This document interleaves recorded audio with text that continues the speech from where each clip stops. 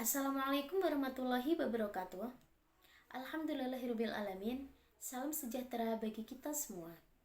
Kepada yang terhormat Dr. Hajah Lulu Nur Mufidah MPD selaku dosen Fakultas Ilmu Pendidikan Islam serta teman-temanku yang berbahagia.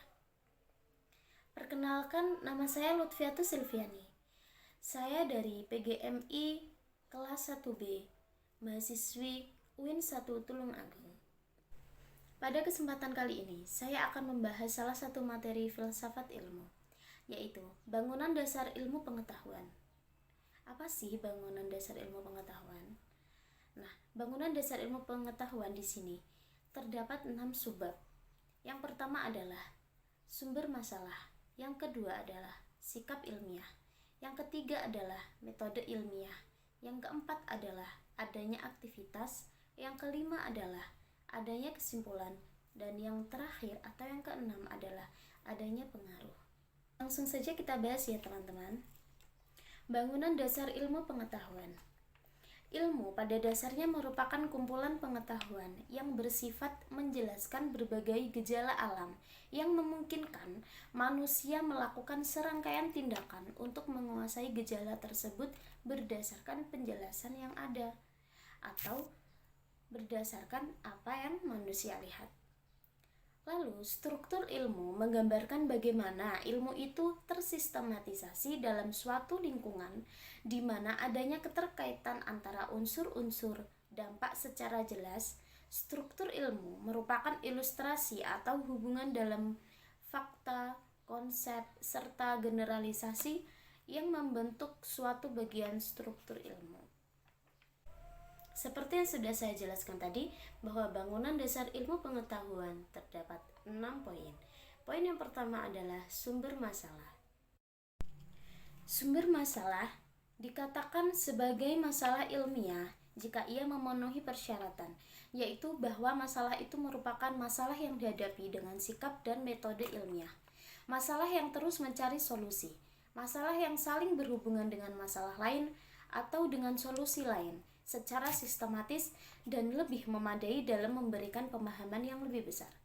Jadi, masalah ilmiah atau sumber masalah adalah masalah yang dapat diperbincangkan atau dikomunikasikan yang kemudian disampaikan dengan sikap dan metode yang ilmiah sebagai ilmu pengetahuan yang awal atau sebagai ilmu pengetahuan yang awal.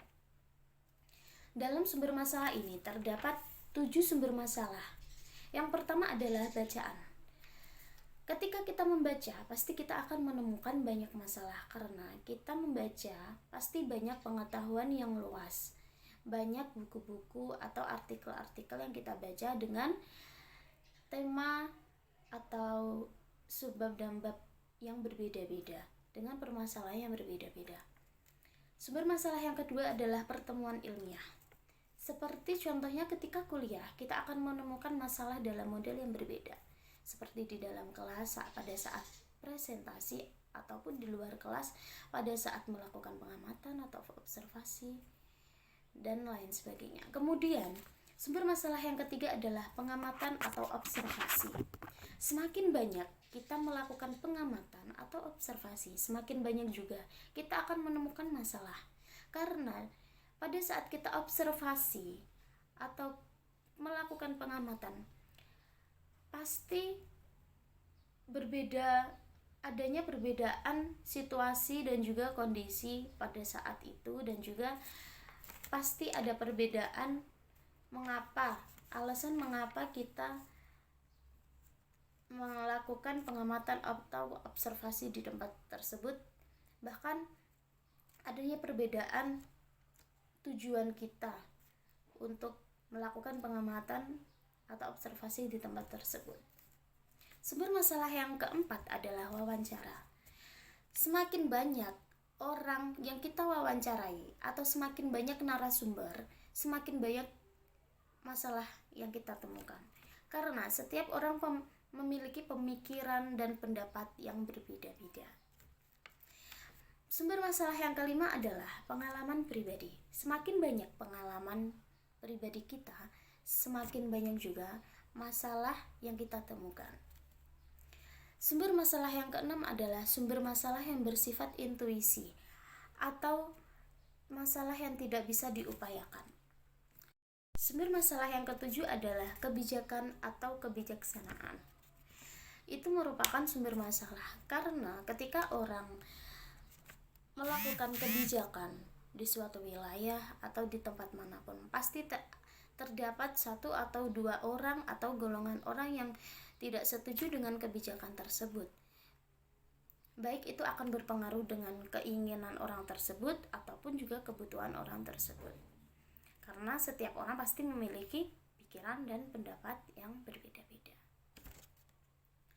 Setelah kita menemukan masalah, maka masalah itu harus dihadapi dengan sikap ilmiah. Nah, sikap ilmiah ini adalah poin yang kedua dari bangunan dasar ilmu pengetahuan.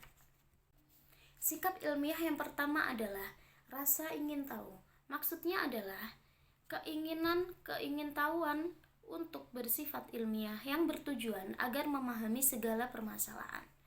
Sikap ilmiah ini selalu digunakan dan dikembangkan dalam penyelidikan, penelitian, pengujian, eksplorasi, petualangan, dan eksperimentasi.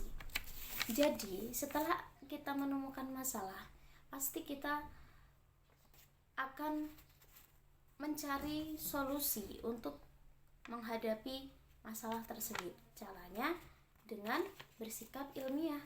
Dan yang pertama ini adalah memiliki rasa keingintahuan untuk segera menyelesaikan masalah yang ia hadapi.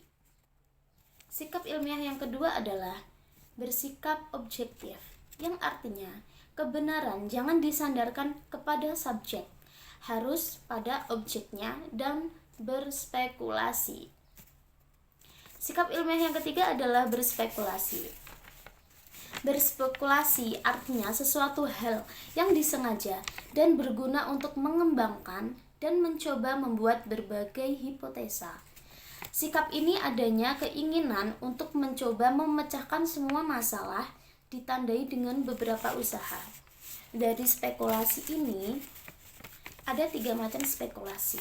Yang pertama yaitu spekulasi keberuntungan atau yang dinamakan bejo, seperti contohnya orang berjudi. Spekulasi yang tinggi karena untung perjudian hanyalah 0,01% dibandingkan kerugiannya adalah 0,09%. Dan filsafatnya, Anda sebagai pejudi harus keluar dari judi karena persen kemenangan itu sedikit dibandingkan persen kekalahan. Spekulasi yang kedua adalah untung dan rugi. Contohnya seperti perdagangan. Dalam ilmu perdagangan itu kan semua orang yang berdagang pasti ingin memiliki keuntungan yang lebih besar dari harga jual mereka. Kemudian spekulasi yang ketiga adalah mengembangkan ilmu pengetahuan atau bersungguh-sungguh, seperti contohnya ijtihad, jihad, dan mujahadah. Sikap ilmiah yang keempat adalah keterbukaan. Adanya kemauan untuk mempertimbangkan semua masukan yang baik dan relevan dapat diterima secara penalaran yang baik melalui tahap metodologi, hipotesis, dan bukti yang berhubungan dengan masalah di mana seseorang melakukan pengamatan atau observasi. Sikap ini harus dibarengi dengan sikap toleransi dan penerimaan ide-ide baru dari orang lain.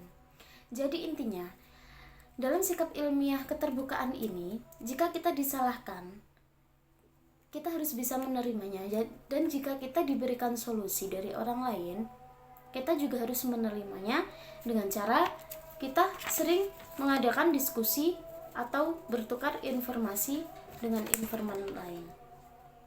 Sikap yang kelima adalah kemauan. Kemauan untuk menangguhkan penilaian atau menunda keputusan atau kesimpulan. Jika penyelidikan tentang suatu objek atau masalah tidak menghasilkan solusi dan pemahaman, maka seseorang tidak boleh menuntut jawaban yang lebih dari apa yang sedang ia selidiki. Sikap penangguhan atas penilaian ini dapat diperoleh atas semua bukti yang diperlukan. dan penangguhan ini membutuhkan lebih banyak kesabaran.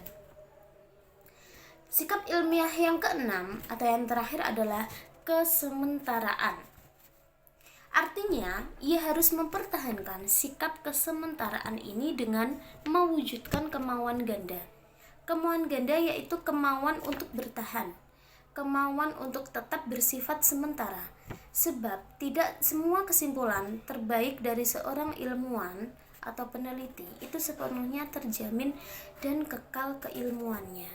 Sebab yang ketiga dari bangunan dasar ilmu pengetahuan adalah metode ilmiah. Metode ilmiah memiliki 5 poin, yaitu poin yang pertama adalah setiap ilmu mempunyai metodenya sendiri. Yang kedua, setiap masalah yang khusus dan fakta memerlukan metode uniknya sendiri.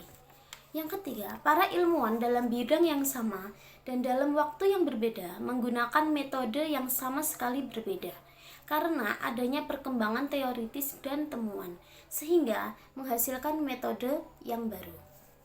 Yang keempat adalah adanya perkembangan pengetahuan dan teknologi yang cepat, memerlukan perkembangan berbagai metodologi baru yang cepat dengan jenis masalah yang dinamis dan dibilang susah. Yang kelima, siapa saja yang prihatin pada metode ilmiah harus mengakui bahwa metode ini mempunyai tahapan-tahapan yang membutuhkan metode yang berbeda pada setiap tahapannya. Sebab yang keempat dalam bangunan dasar ilmu pengetahuan adalah adanya aktivitas. Aktivitas adalah akal budi kita untuk memahami objek. Bentuk lahiriahnya adalah berasal dari term. Ketika kita memegang sesuatu atau ditanya sesuatu, maka sesuatu itu disebut term. Dan menggunakan 2 kata disebut pengertiannya satu term. Sedangkan aktivitas itu dibagi menjadi 2 aktivitas. Yang pertama, individu. Aktivitas individu atau diri sendiri. Aktivitas yang dikaji dengan spesifik individu atau tidak. Seperti pada penelitian terdapat teknik penelitian data atau penggalian data. Seperti interview atau wawancara. Sebagai informan yang diwawancarai, subjek penelitian memiliki jawaban di luar pertanyaan dan bebas untuk menjawab. Contoh lain, seperti di penelitian kualitatif, observasi bersifat partisipan, dan sedangkan penelitian kuantitatif, observasi bisa dilakukan secara berkelompok atau temannya disuruh untuk menyebarkan angket. Aktivitas yang kedua adalah aktivitas sosial. Aktivitas sosial adalah aktivitas ilmiah yang mencakup lebih banyak apa yang dikerjakan oleh para ilmuwan khusus atau berkelompok dengan orang lain. Sebab yang kelima adalah kesimpulan. Dalam hal ini, pemahaman yang dicapai sebagai hasil pemecah masalah adalah tujuan ilmu pengetahuan. Kesimpulan adalah akhir atau tujuan yang membenarkan sikap, metode, dan aktivitas sebagai cara-cara. Kesimpulan adalah ilmu yang diselesaikan, bukan ilmu sebagai prospek atau dalam proses. Yang terpenting adalah kesimpulan membenarkan kesan umum bahwa ilmu pengetahuan terdiri dari pengetahuan yang dapat dipercaya atau lebih tepatnya pengetahuan yang pasti. Dalam kesimpulan harus berkalimat berprosisi. Sebab yang keenam atau yang terakhir dari bangunan dasar ilmu pengetahuan adalah adanya pengaruh. Adanya pengaruh ilmu pengetahuan yang menghasilkan pengaruh beraneka ragam, yaitu seperti pengaruh ilmu terapan dan pengaruh sosial. Pengaruh ilmu terapan bahwa pengetahuan dalam bentuk teknik mesin, ilmu kedokteran, dan seni-seni sosial lebih memadai daripada bidang matematika dan juga fisika. Sedangkan pengaruh sosial, perkembangan ilmu pengetahuan di dalam suatu peradaban mengalami fase-fase perbedaan. Misalnya, Pada peradaban Cina dan juga Hindu yang telah kehilangan perkembangannya secara terus-menerus dibandingkan dengan peradaban Barat, yang kemana mereka mengkiblatkan perkembangan mereka atas perkembangan peradaban Yunani kuno, yaitu mereka mengidealkan nalar dan juga warisan. Lalu dilanjutkan dengan perkembangan peradaban Yahudi, yaitu mengidealkan kehendak atau bersifat dinamis atau adanya pergerakan. Alhamdulillahirabbil alamin. Semoga apa yang kita bahas hari ini akan bermanfaat di kemudian hari dan juga bermanfaat untuk teman-teman. Terima kasih. Wassalamualaikum warahmatullahi wabarakatuh.